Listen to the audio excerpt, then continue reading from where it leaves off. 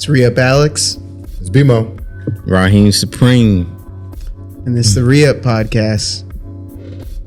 We're going to talk about a lot of deep DC culture. We're going to take you guys back a little over a decade to the good times, some blog era, some classic DC uptown antics.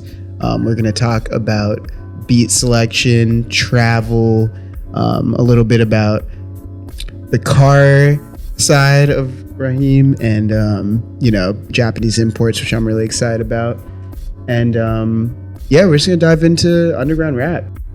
And it's funny, I was actually out in La Plata, Maryland. La Plata? Yeah. Okay. Earlier. If you familiar with... No, I know shit about no Maryland, man. All right, so there's Alexandria, then you cross the Woodrow Wilson Bridge, and Yes. you keep going down India, past Oxon Hill. Okay. Keep going. Yeah. Going. There's towards more the stuff over Chesapeake. there. Yeah, towards that. You hit the Chesapeake eventually. Okay. So that was nice, man. It just reminded me of... You know what it reminded me of was like... You ever been to like Central Virginia before? No. It's a little scary out there. No. It's a little scary. Bro. Like name a town like Lynchburg? Yeah, that would... Yeah, I've been to Lynchburg one time, actually. Yeah. It's not it. Really. No, it's not it. No, it's not it. But that's what La Plata reminds you of. Yeah, it kind of did remind me. But safe? Yeah, it's pretty safe. There's a lot of cops. That's safe? I mean, you tell me that shit's safe. La Plata? Okay. Yeah. So that was interesting. Nice little drive. But a couple weeks ago, I was in Northern Virginia. It was right before the holidays, right before Thanksgiving, and I was getting coffee. And I looked around, and everyone was so happy and cheery. Oh. And everywhere I went, bro, every errand that I ran, everyone around me was like so happy and having a great day. It was cold as shit outside. Yeah. And I was wondering, it made me think, I was like, so are people not worried at this point for what happened with the elections and what's going to come next? I feel like we're in this kind of lull period, and I guess we haven't done the inauguration, but it really made me think is like, how do you cope with this news? Like, yeah, I remember you were talking, or on your podcast, Wake and Bake with BMO, you're talking about Kai Cenat and how he didn't contribute along with, the other streamers with any of, any political stance at all. Right. So I'm wondering for like the normal people, like what's the appropriate way to cope with what's happening? Do you ignore it? Do you get out and burn something down? I'm wondering, none of these things have happened yet other than ignoring. So It's so the question is, how are you supposed to like cope with this election? Mm-hmm. Well, there's a lot of things in your question that I don't think are universal. yeah. One, coping would imply that some people feel affected. And you bring up the Kai Cenat people. And I am very frustrated with them, and I wish to have big beef with them because they did not make any stance, any political voice at all. Actually, they said that they didn't care. They didn't give a fuck. And as I said on the 804 podcast, if you don't vote, you got a little dick, bro. Like, and I don't fuck with little dick energy. I don't fuck with little dick dudes for real. I guess Whoa. Pause. Okay. Anyways, I've said what I've said. I don't fuck with people who don't use their voice, use their platform to engage people to have some type of action. And so what's funny is in my very beginnings of a YouTube life, I put up that clip on YouTube, and I have several people commenting me and emailing me, telling me it's not the role and responsibility for people to act politically. So your question of how do people cope assumes that people feel like they are impacted or have an impact on politics. And when I was a kid, I didn't think that was an actual outcome of the future, that people wouldn't feel like they'd have a connection to the government, because to me it seems so one-to-one. So like some people aren't coping because they have nothing they've been affected by. Another people, and don't forget, technically we've lost. I think he cheated, but whatever. There are more people in the United States who have voted for this individual. Yes. So if we're taking everything on his face, we have lost. So the people who have lost, when in history, especially these specific like left leaning Democrat progressives, when have they ever like ran out into the streets and burned something down because they were sad? Not black folks, Democrats. Which could include black folks. Could. Yes. But I'm talking about two different ideologies. Okay. I'm saying that to answer your question of how do you cope? So black folks, the way that we would cope would be like, okay, we're going to make direct action, which is kind of disappointing. Like the tradition is we would take direct action, but it seems like black women specifically are taking this moment to be like, fuck direct action. I don't know if that'll turn back into direct action, but we follow black women, so whatever it is, what it is. So as a black person, it seems like distance is our coping mechanism for now. Except for niggas like me who are on the internet screaming at 22-year-olds because they weren't politically activated. So there are some of those individuals. Now for traditional Democrats, for people who are on this left side, on this moral high ground side, on this like, don't vote for him because he's a rapist side, not don't vote for him because we got better policy side, I don't know how they cope. Because like my tradition teaches me to react with direct action. The tradition of the Democrats is to just go with it. And see if we can appease to the other side still. I want to say fuck the other side. So as you're you're at the coffee shop, I can see why people are just having a good time. Niggas Thanksgiving. It was black people too. Shit. They were having a ball. To the black women point, like the point is, I keep seeing this image like floating around of these black women sitting on top of a building and watching the world burn. As much as I could have an attitude about them not following the tradition of direct action, what it's also showing me, and what's very clear, the same lesson we learned from code switching is, no matter what the fuck we gonna do, the country's gonna burn. So why walk around with a frown and not get no coffee? Country's gonna burn. Country's gonna burn. I've been watching like World War II, like German war films, and just like the perspective of Germans as Nazis take over the country. It's like, what are you supposed to do? Is like regular citizens as fascism is taking over. How do you slip into that comfortably, or do you fight against it? That could get you killed. Well, I think the last time that something similar to this happened, or this did happen, the only reason why people actually were in an uproar with George Floyd protests and all of that is like it trickled down and a lot of bad things happened to the point where if you weren't angry, what the fuck were you doing? Yeah. So I think that is what's going to propel this. If a few other detrimental things happen right when, he takes office, then I think people are actually going to be in an uproar. I think right now everyone's just in a time, not a time of prosperity, but a time of like neglect. Should ignore it as long as possible. We'll deal with our current lame duck president that he falls asleep in international meetings. This man, Joe Biden is the funniest man on the planet right now. I don't care what nobody says. Joe Biden is the funniest. I'm not gonna pardon him. That's crazy. It's crazy, man. But how are you coping though? How am I coping? Yeah, are you coping? Do you feel affected? Or do you feel like maybe the fear of what's coming was exaggerated? Yeah, I would agree with that. Yeah. The fear of what was coming is exaggerated. And I'm honestly, right now, I'm in that same, not neglect, but a lull period, just waiting to see what happens when he actually gets inaugurated. And then I will begin my uproar. That is what I'm suiting up right now. I'm getting my, I'm getting my shit.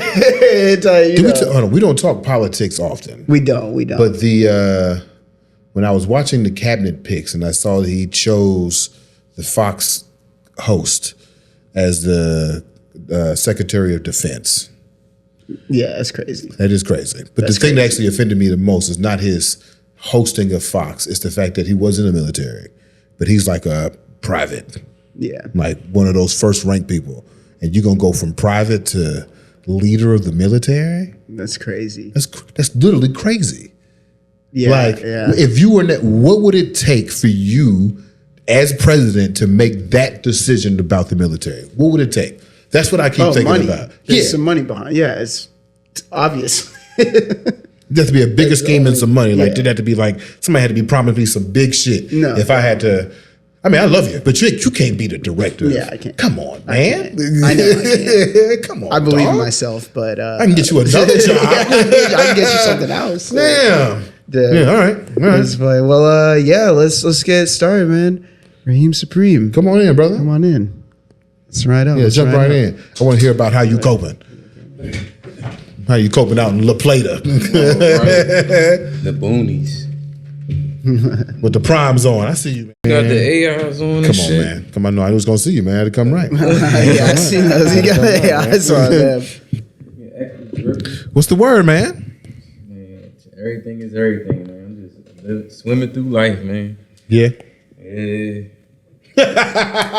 How you dealing with this with life post election? Are you on the side of maybe niggas is tripping too soon, or oh shit, this might be over? I mean, can't really panic.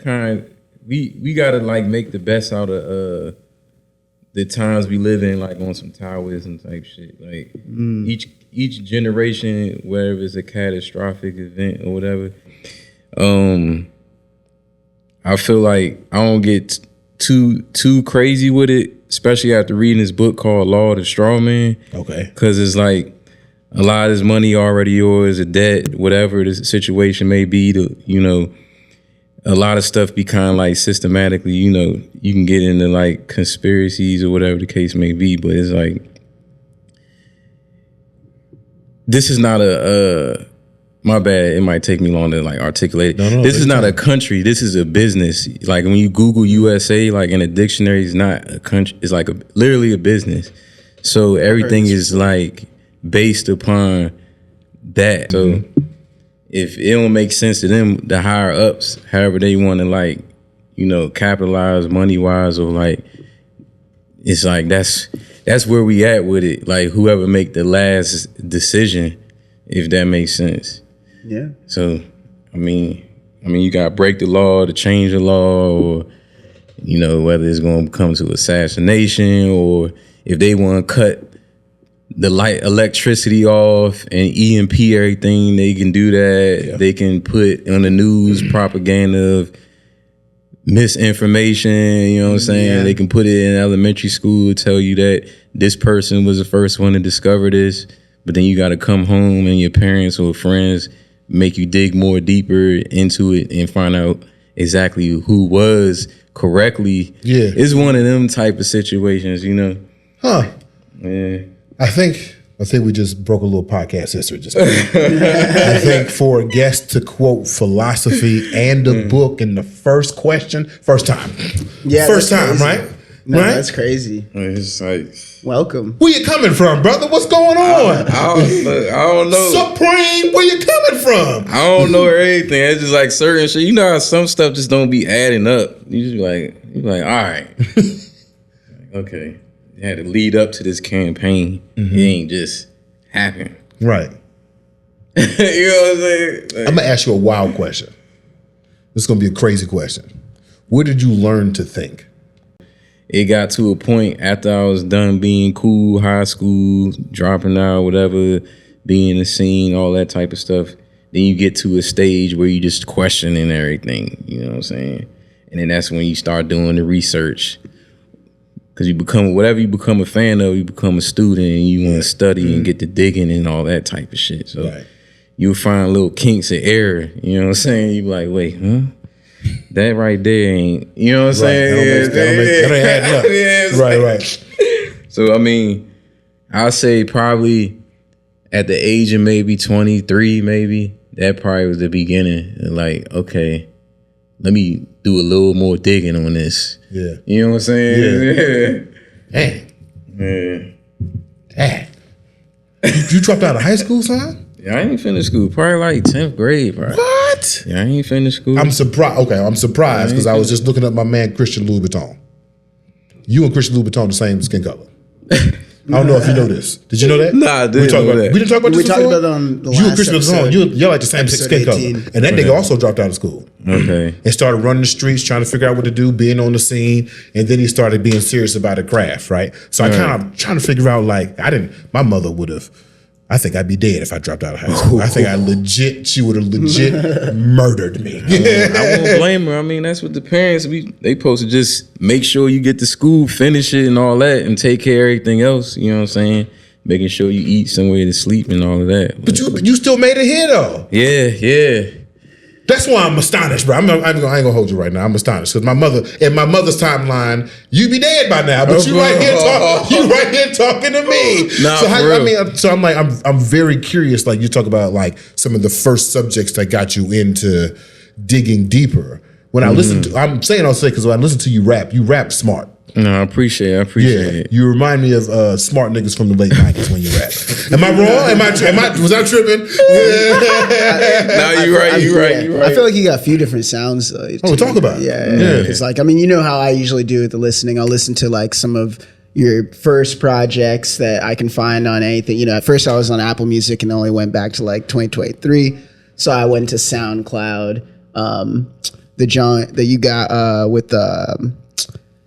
with Uncle John and who dude Kenny, I forget his name, but it's like one of the first projects on your SoundCloud. That was more that I feel like that was over more like boom bap. Yeah, type, you know, it's so many projects. Like it was hard for me. I was trying to help you, but I was like, I got about 30, then, 40. You know, now we're getting to your like 2023, 2024 stuff. I feel like you took that energy and you shifted it to like what's relevant now, but still your own style. You know what I'm saying? So that's how I see your music. With that said, man. So you kind of touched on it. Where are you from, man? You from the DMV or what? So I grew up on Upshur Street, Georgia Avenue. I went to Clark Elementary, went to McFarland, went to Roosevelt. Okay. Yeah. Then it was the moving around happened.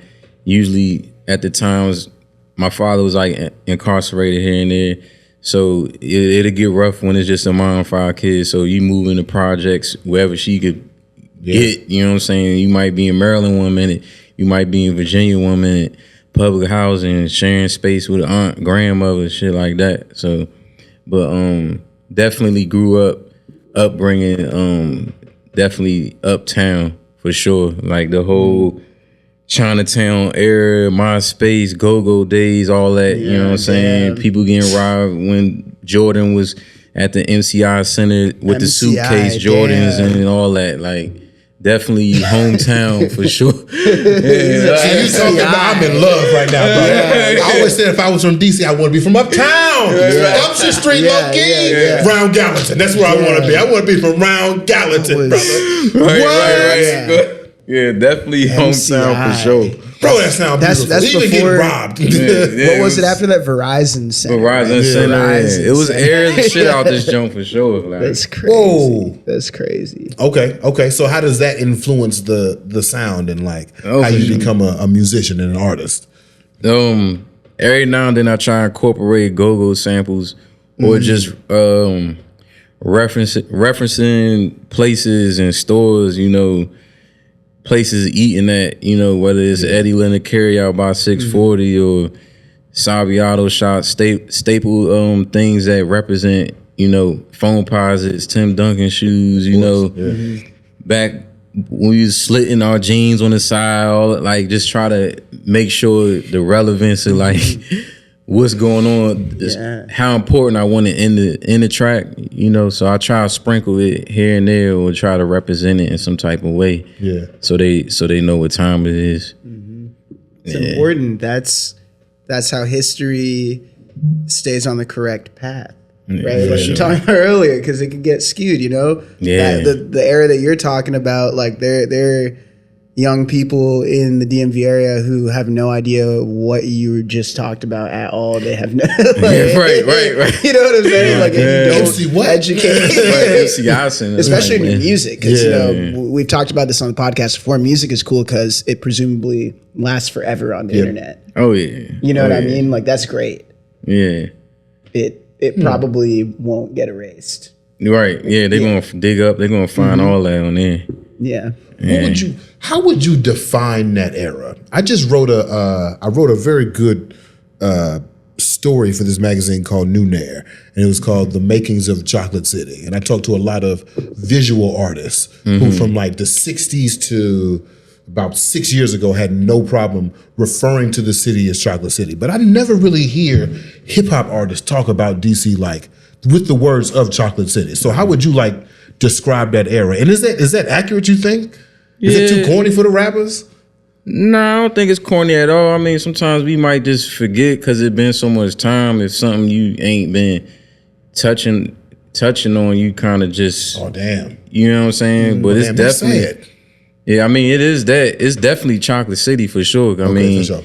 I mean, before the anywhere gentrification, all that. But I just remember being a kid. We used to, before all the shootings. Well, it was shootings probably at a lot of them, but it got to a point they canceled it. You probably familiar every year, Unifest, Caribbean Fest, all that type of stuff. All that shit. So that's a lot of black. You know what I'm saying? Then you got the one out southeast that was happening every year. Yeah. That's like very dominant, like black culture. You know what I'm saying? Block parties, cookouts, and stuff like that nature.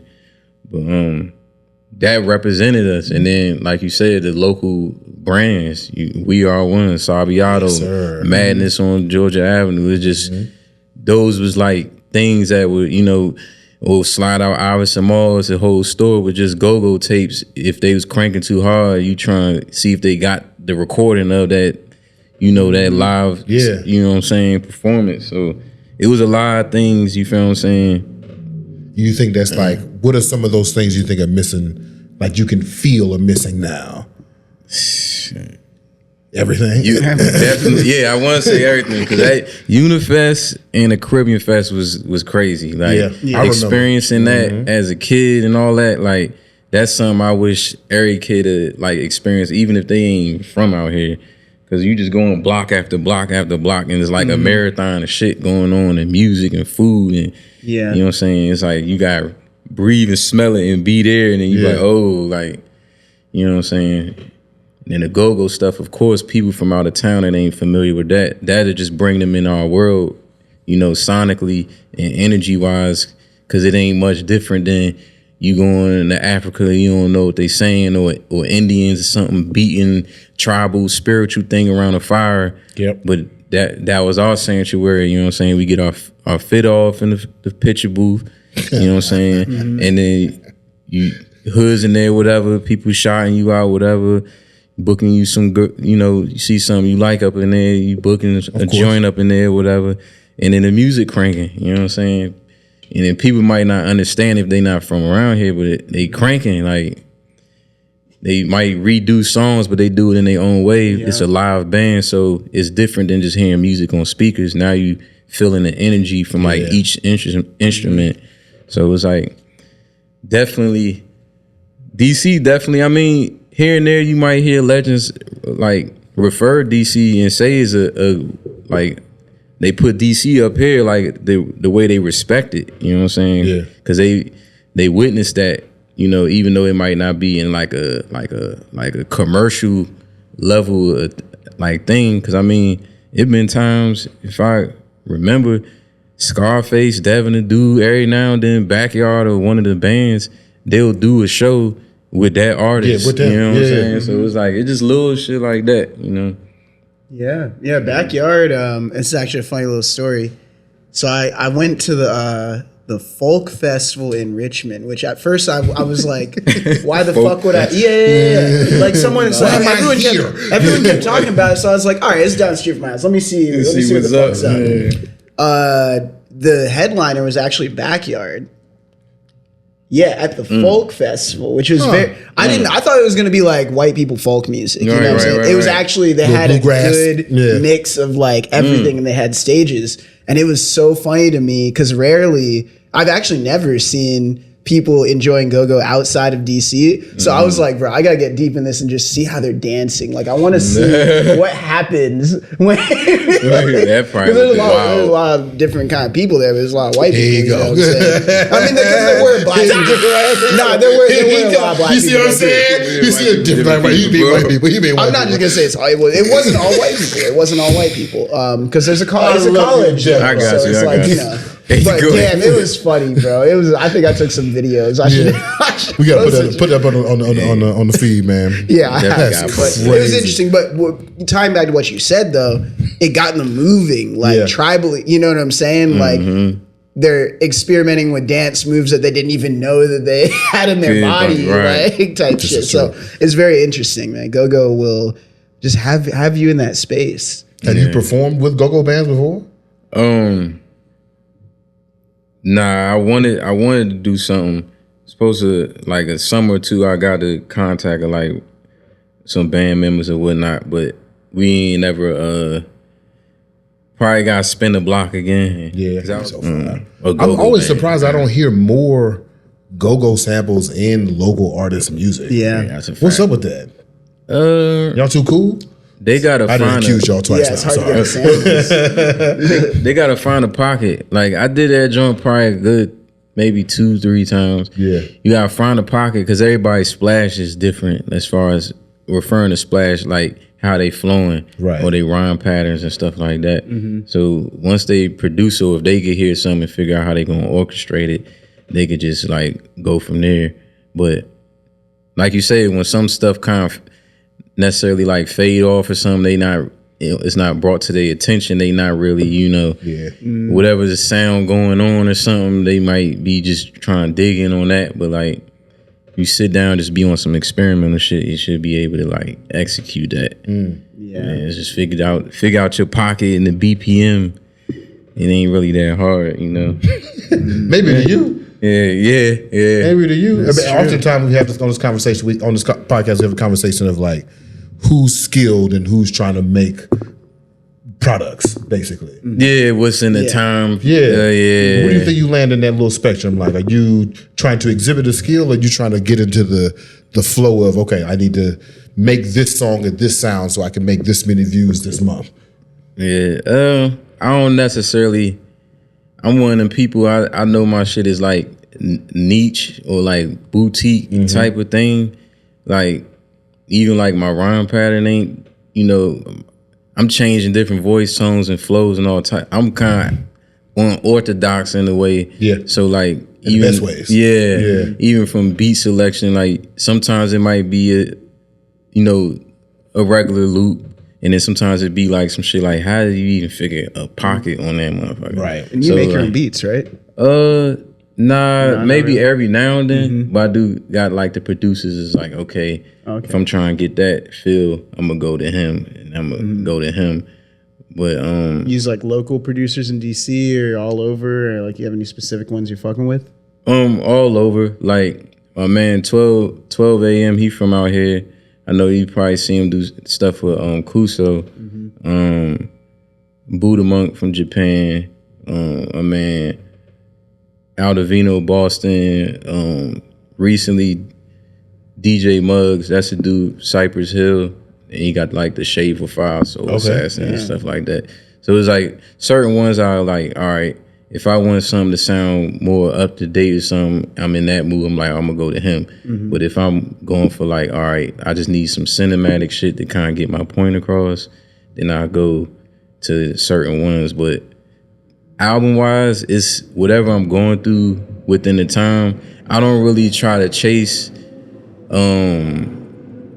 like the relevancy type of thing, because it's like, one, I'm 35 years old, so I don't want to be performing in front of teenagers and shit like You that. 35-year-olds. Yeah, I'm 35.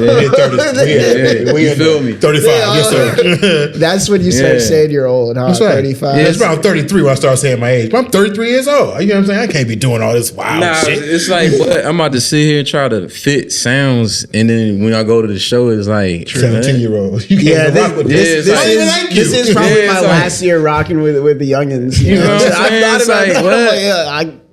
Now, if they want me on a track or something, and that's different, but like, I ain't about to be chasing that. And then like, I know I'm comfortable with what I do and what I make. So I just know like, if it sound good, it's going to get some placement somewhere. If they request something particularly, it's like, I got enough skill to, do what it do. But it's like music licensing and shit like that. Like, if you want your stuff on a TV show, video game and all that stuff, I don't really think they really dictating how it sounds sonically if it's a relevant production sound, if that makes sense. Yeah, yeah. You know what I'm saying? Yeah. If you ready to go start rapping like, it's like they not necessarily trying to get that. If the energy on this joint, if it's a sport game, they probably just be like, well, just send us some and we just send us some stuff. Cause I mean, at this point, Rome Streets is on NBA 2K. You go on Netflix and anime and all that type of stuff, like you hearing all this different sounds. It ain't just like upbeat shit. You know what I'm saying? Yeah, I do a lot of music licensing in my 9 to 5. So I will say it's like there is no sound that they're looking for. They don't know. They don't know. Just They send don't the know. songs. Like, make your shit. just Yeah, make make your your shit. shit. Like, Yeah. just send the shit. Like, What we they like do it, know like is authenticity. When they can see that, they like it because they think it's going to connect with the consumer. Yeah, that's So if you can get that out too, no curse words and stuff like that. Exactly. Yeah, damn. So how did you get into rap, like into the underground scene in general?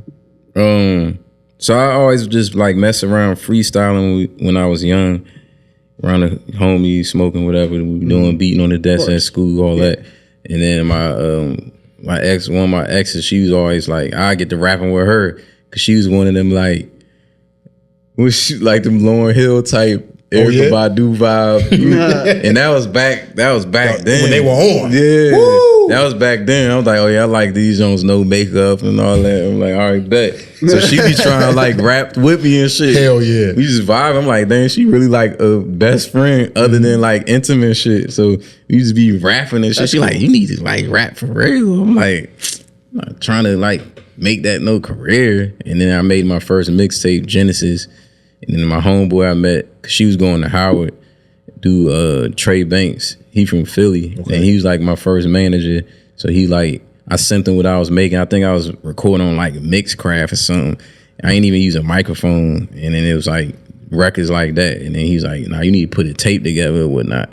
And then it got good reception. I was like, this joint got on like 2 Dope Boys. It was trending on social network. Back then, you went platinum for real. Yeah, I went there. Yeah, hell yeah. I'm like, you know what? I see something in this. You know what I'm saying? And I ain't really, you gotta polish as you go. I didn't know how to form bars and all that. So like every song was like 4 minutes, like 30 bar verses and all that. I didn't know how to like structure. You like hear it in them, but you like, this song long, this verse long as shit. I hear Ghostface. Ghostface, right? Keep rapping. right. That's kind of how I birthed that. That's what's up, though. I mean, so you talk about the evolution of you as a writer. How do you write now? Shit. I try to like, if I don't do 16 bar verses, maybe 8 bar, but I'll just try to like, now I know just don't make it too lengthy, so I'm not necessarily counting bars. Yeah. I'll just try to make sure like, okay, this beat sound like Armageddon. You know what I'm saying? I see what you're saying. And some might not be a song. It might just be a verse or verse hook or maybe 2 verses and 1 hook or 2 hooks. But you kind of want to just formulate how you got to make it sound good and don't be lengthy, I feel like. You know what I'm saying? Even down to like song placements and albums. I never really try to go over 30 minutes, stuff like that. Like when I see lengthy stuff, I don't want to listen. I feel like you were like a club promoter sending me a message to come to an event, like a person that's trying to like spam me music or some shit like that. So I'd be like, okay, the attention span, even with my sound and lane, I just be like, I don't want to be that guy thinking that I'm like in 2006 prime Lil Wayne where it's like 20 songs. 20-something. Hour like, 20. Corny. Like. Interesting. I ain't got time to be doing all that. Like, so that's why you have so many projects, so you just get these thoughts out in these compact moments. Like, you know what I'm saying? Like, and then doing a lot of EPs, like my full length's gonna be like 30 minutes, 10 songs. I might push it to 13 songs, but doing little 3-track, 6-track EPs and stuff like that. And it's easier to market, you know what I'm saying? Because I ain't got both sides where I do something by myself or I pitch something to like a Canadian or a London or labels that'll, press it up on vinyl, all that, give me advances and all that type of stuff. But like get their pointers and stuff if they like into the project or whatnot. And they'll say them things, you know what I'm saying? Really? So yeah, you like, You're like, yeah, this might be too many songs or something like, or like this joint is perfect. You know what I'm saying? No matter how big I get, I'll still make like raw shit. You know what I'm saying? I was like that shit. I was like that crunchy shit. Yeah, it's like now if it's something that need to be pushed a certain way and it's gonna be on, you know, whatever, it's like, okay, send this to whatever engineer, crispy sounding or whatever. But some stuff, that shit might sound better when it was dirty as shit. You know what I'm saying? I love that, man. Okay, you talk about the form. So I saw this video a while ago where I see a lot of the young rappers now, instead of actually writing their verses, they'll just punch in basically line by line. What are your thoughts on that? I mean, if it sound, to me, I feel like if it sound good, that's the whole thing. Because this don't really just you kind of just translating energy or like whatever message you try and get across. And if it ain't a message, it's just energy and like vibe. Yeah. You know what I'm saying? So as long as it don't sound choppy and forced, you know what I'm saying? I did punch-ins here and there before, but I don't really like that ain't my template. Yeah. You know what I'm saying? I usually be like, okay, I'm gonna try to get this verse all the way through. I already learned technique of breathing. I don't rap over lyrics, live performances. I rap with just the beat or a live band. I got my breathing technique down packed, so I don't need to like punch in. Skilled. This is the skill. You know what I'm saying? Yeah. It's like punching in every 3 words. It's like I'll take my time, write the verse, and then recite the verse, and figure out where I'm gonna breathe and make sure my delivery and, you know, my poise, charisma, wittiness is like in that effortlessly. You know what I'm saying? No, I understand what you're saying, but I guess it's sitting in the seat of a young nigga right now. Like, where did you learn that? Like, cause where did they even like? Cause it's like it just disappeared. So like, where did you learn that? That takes time though. Yeah, you gotta know. Oh, you think they'll eventually get to it? Yeah, like they'll get to it. You know what I'm saying? Cause they'll get to a point they gonna like. Some people got templates and whatever, but to me, like stuff will get old eventually. You know what I'm saying? So you be like, okay, I want to get on different beats, or I want to flow different, or I want to talk about something different.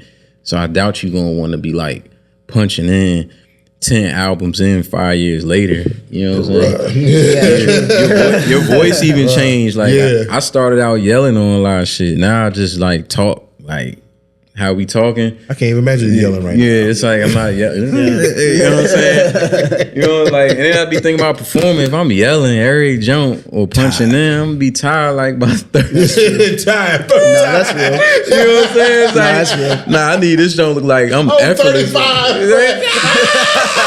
I feel you. I can't be yelling. You know that joke like all sweaty and shit. Wink, all right, man, we cut it short. Yeah, I'm good on that. I'm super good on that. That's funny. Damn. So I got one question for you. What's your opinion on masked rappers that hide their identity? Because I feel like that's a big thing right now in underground rap. There's some amazing rappers that nobody knows what they look like. You know, Mac Homie, sorry, I was pronouncing that wrong. Who else? Yeah, Mark Homie, rest in peace, MF Doom. Yeah, MF Doom. There's newer ones who are, I wouldn't say Billy Woods really. He kind of does. Ghostface was doing it when he first started. Yeah. I mean, it's a thing where like, cause you know we study things outside of music, cause you know all this stuff is universal for real. Mm-hmm. So like, The Crow, the movie, and then it turned into the wrestler. Sting got that from The Crow. You know what I'm saying? Rey Mysterio's different situations. You're a man of class and culture. I appreciate you. You feel me? Like everything is universal. So it's like, I feel like the mass or the more shit you got on, it just look more like. I think KRS One said it. Like he go to a performance with so much shit on. So by the time at the end of his set, then he got less shit on, but it's like jacket, coat, gloves, hat. Like, it's like you got a whole like superhero wrestling is just like you got this whole like thing going on, but this sense of like mysteriousness too helps in a way with branding. Like even if it wasn't a mask, some people that kind of like don't even put a lot out, but when they put it out, it makes such of a presence of how exclusive of who's presenting it or how they're presenting it, because it kind of gets like you gotta like from a psychological standpoint, with a lot of things we do, even beside music, what can I like thought provoke the person? Like, so like if I ain't even showing you my face, like you gotta focus on what I'm actually like bring. You know what I'm saying? Yeah, that's so true. It's like it work in their favor. You know what I'm saying? And if you had to rebrand yourself, like No, you could if do you lost a rap battle like your boy, or like you know what I'm saying, if you never wanted know. to like redo your whole self, like Yeah. start out, figure out what mask or what, like, you know what I'm saying? Don't even perform in person, like just put stuff out. Like you could, it's ways to do it. Like it's ways to work. I mean, it might not work for everybody, but it like work. You know, some people, girls is not playing their music, and you know, some people, girls play their music too, and they are successful at what they're doing, but girls is not playing their music. So you just gotta know what worked for you. You know what I'm saying? True. His dude face might be messed up. He might got scarred up, shot. Like I can't be out this jump show. Not yet. One. That's like 10 years down. I later, take it off. Career double up. Yeah, Right, you know what I'm saying? Or He was like- ugly the whole time. Wow. You feel me? Or using like morphine or crystal meth where like eat their face or something. Like he might not want to show his face. True. Yeah. Damn. On the way here, we were talking a little bit about cars. I know you're into the imports, Japanese imports. If you could get one like imported car and money wasn't an issue or rarity or finding it, which one do you think you'd import? Probably a Toyota Chaser. Yeah.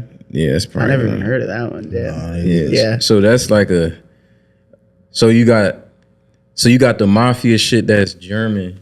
So that's the mafia shit of Japanese. So with the, you know, Yakuza gangs and all that stuff. Yeah. So this car was never released in America, but like out there it was a big thing because it was like you get in a sedan, they already come with a lot of like power in it. You could drift around corners, sliding, burning tires. It's like the Toyota Century, I think. Toyota Century too. Yeah, that's more of a limousine. But this more is like a luxury / sport / drift car. Okay. You know, it's already set up where like you about to play Legos on it, but it's already a platform. It's ready. It already know what you want to do with it. You know what I'm saying? Yeah. So like before COVID, it was not that expensive, but once the TikTok and the social network and the rich YouTubers with all their bills and all that, once it become a like known car or in a video game or a movie, then the price tag, now it's like you're not going to find one for $7,000. Now you gotta spend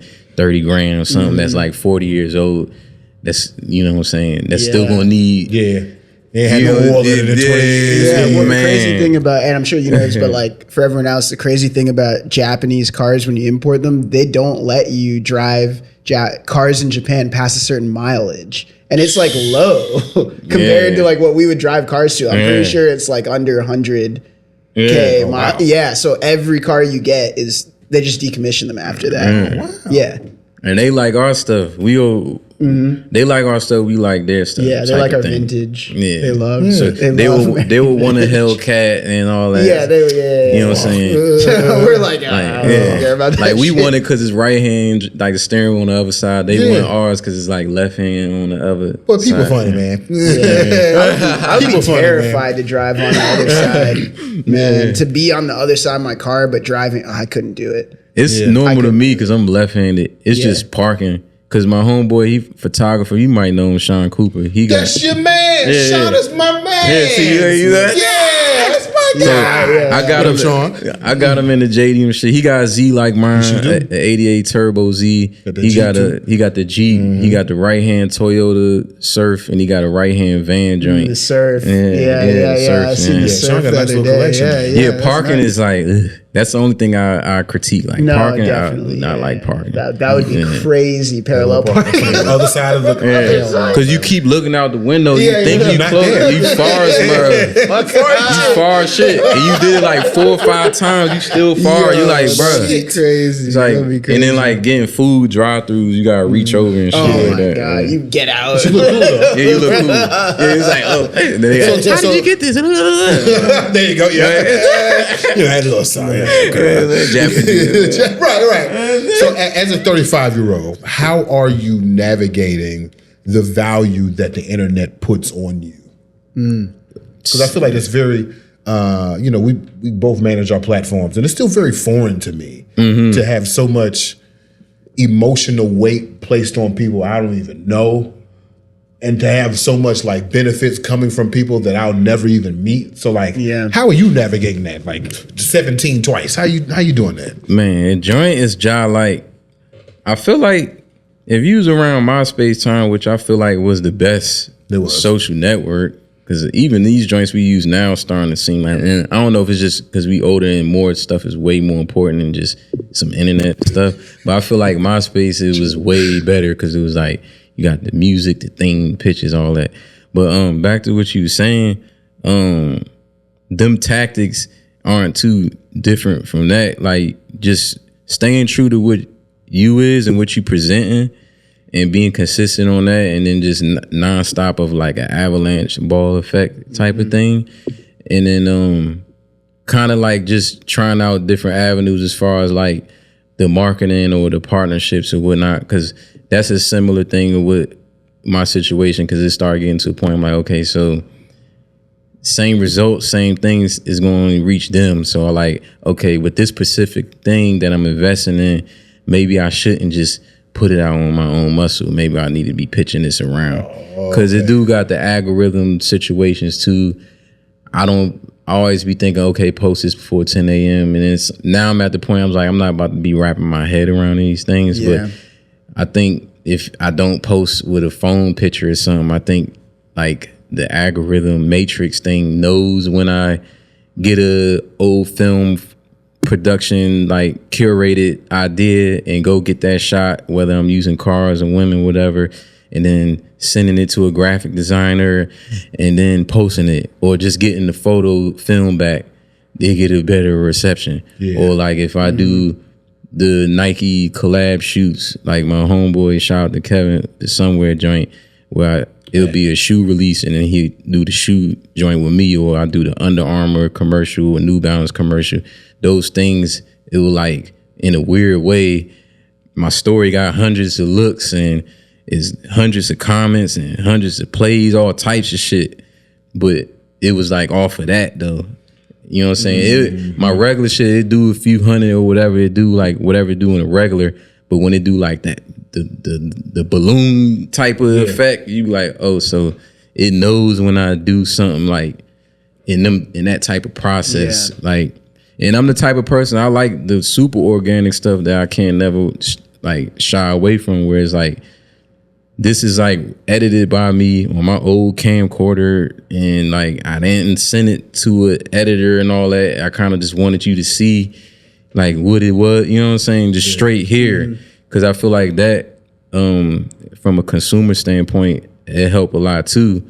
But I know sometimes we might get at certain points where it's like, never start working and get discouraged, but it might be certain things you might want to pitch, or an idea and might need help with, you know, marketing wise, whether it be somebody controlling that, whatever SoundCloud site for you, or pitching your idea to a corporation and y'all doing a pop-up at their store, or like posting on their platform and just creating something from scratch, you know, because sometimes that'll help, you know. I hear what you're saying.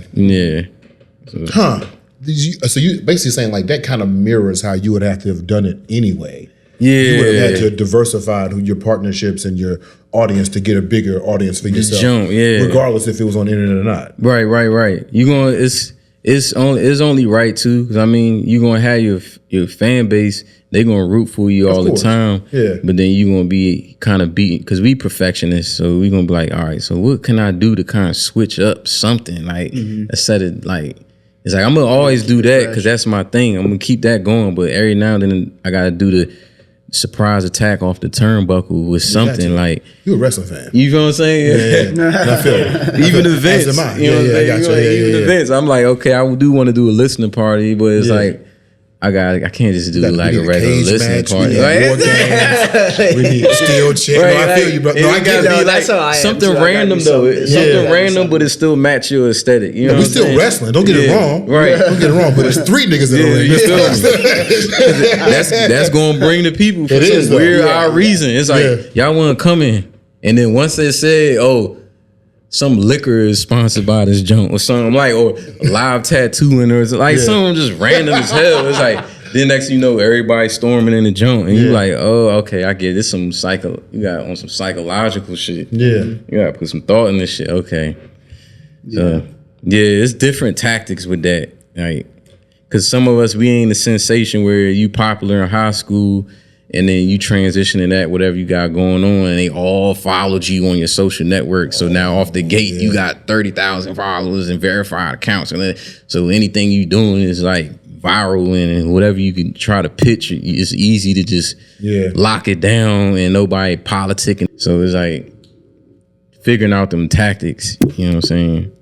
Well, tell us some tactics, man. Because this is the refreshing approach. We've had one other person come on here and talk about like pitching to other people, but like what is your process of pitching? And remember what my mother said. My mother said, we the same age. That's crazy. No, you remember my mama said now.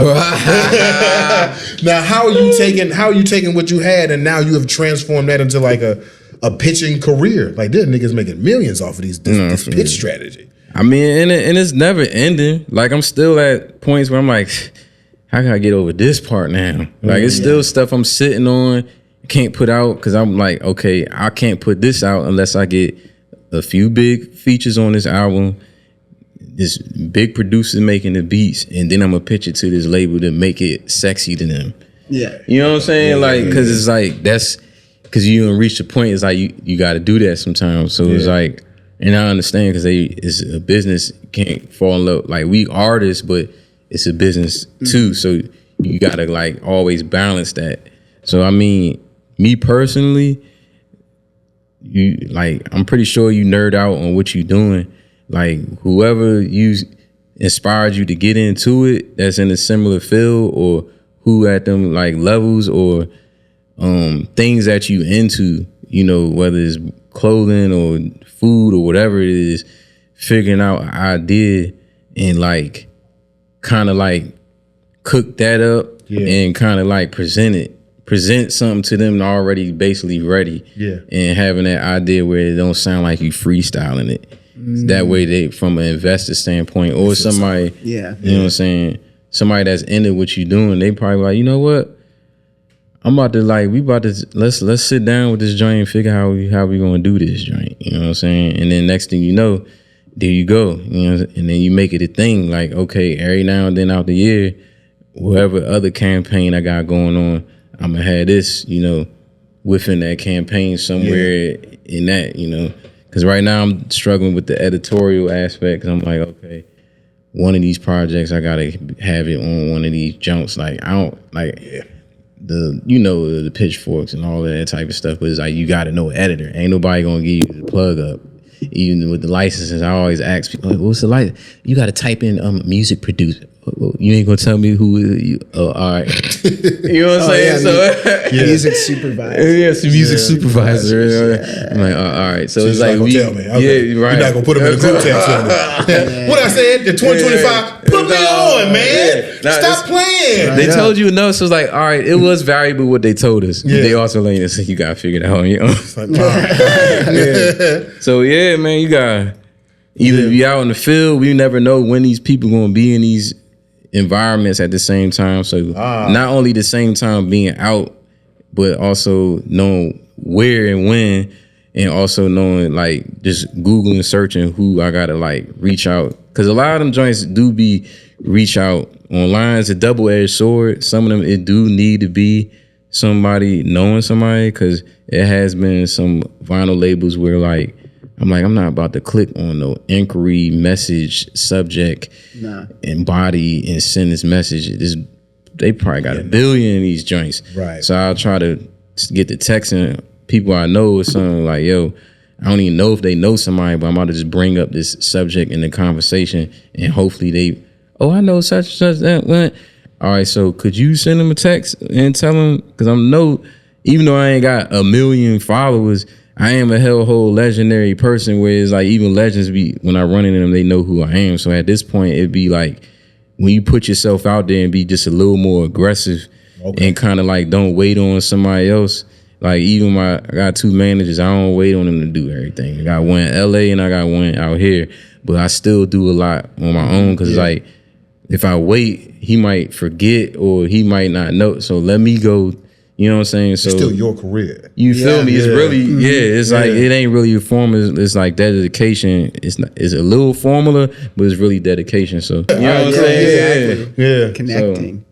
That's all it is. On some mad scientist shit. Some of this stuff take time. You know what I'm saying? True. Like I'm about 12 years in this joint. It's still gotta go figuring things out and what I want to do next and all of that. That's how it be sometimes. Yeah. So you got anything that's gonna be releasing soon? Any new music you want to talk about? Or so I got one album produced by my homie Axe Puzzles that's ready, but I'm still like trying to get the artwork and stuff done. So it's just been clashing the dates of everybody being free. So now I gotta figure out a plan B and C as well. So I don't go like month after month waiting on the cover. It's real. Trying to go out, trying to figure out a date to pull up on Muggs, because I gotta like make that in person. It can't be. He's a person you can't like. You're not about to be sending him tracks through phone and email. He wants you to be in person. So I feel like that's cool. So that's gonna be a pretty big thing I'm looking forward to. Got some EPs here and there dropping. Jansport, J, Buddha Monk, that's an album. And Japan, Europe tours, like a mini tours, probably like just like a month or 2 long. So that's like August. That's the thing I wanted to do for like. Yeah, congrats. It took years, brother, man. Europe and Japan, they love American rap. Yeah. You feel me? And it's like they whole lifestyle. Push one of them Toyotas when you get over there. You feel me? Yeah. And I always tell them to pick you up in one. Yeah, like, yo, I need to chase it. Pick me up in the chaser, drift around the corner. You feel me? And then like even with that, like, cause I always like not only they cars, like they fashion, like they always lived in the future. Like since like I was referred when I went to McFarland Middle School, it was a girl. And she was in the Dragon Ball Z, and her family, you know, them families, they be stationed in different countries and shit. So she telling us all the episodes before I'm like, young. So we come to school every day. She's like, I told you. And so all the episodes and all that after that. In the future. Yeah. Thanks for listening, y'all. If you get a chance to subscribe, like, download, and follow, we really appreciate it. You can find us on Instagram at TheReUp, ODCAST. You can also find us on Patreon for exclusive content. New episodes every other Thursday. Thanks for your trust. Appreciate y'all.